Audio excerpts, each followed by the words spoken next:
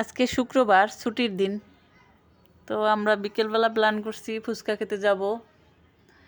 আমাদের বাসার কাছে সরকারি সঙ্গীত কলেজ আছে, কলেজের সামনে বিকেলে সবাই একটু ঘুরতে যায়, মেলার মতো বসে আর কি। তো অর্ণবের বাবা, আমি, নির্বাণ দুজনে হাঁটতে হাঁটতে গেছি। অনেক দিন থেকেই দেশের পরিস্থিতি ভালো না, বের হওয়া হয় না, একটু ভয় ভয় লাগতেছিল। তো অর্ণবের বাবা বললো চলো, কিছু হবে না, একটু ঘুরে আসি, ভালো লাগবে।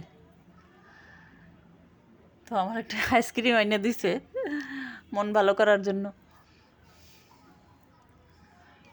আমরা এখন আসলে বাংলাদেশ সরকারি কর্ম কমিশনের কাছে আছি।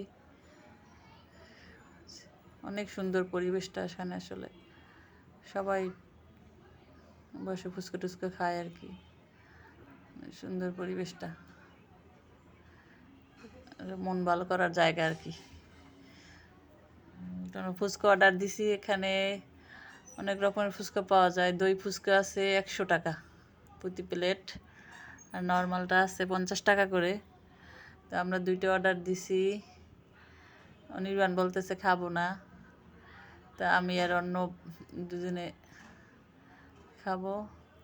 ওই লোক বলতেছে মিষ্টি টক দেবো না ঝাল টক, অন্য বললো না ঝাল খেতে পারবো না, মিষ্টি টকটা দেন। তো মোটামুটি ভালোই, অনেক মজা ছিল, পরিবেশটা অনেক ভালো ছিল, বিকেলটা একটু ভালো কাটছে আর কি।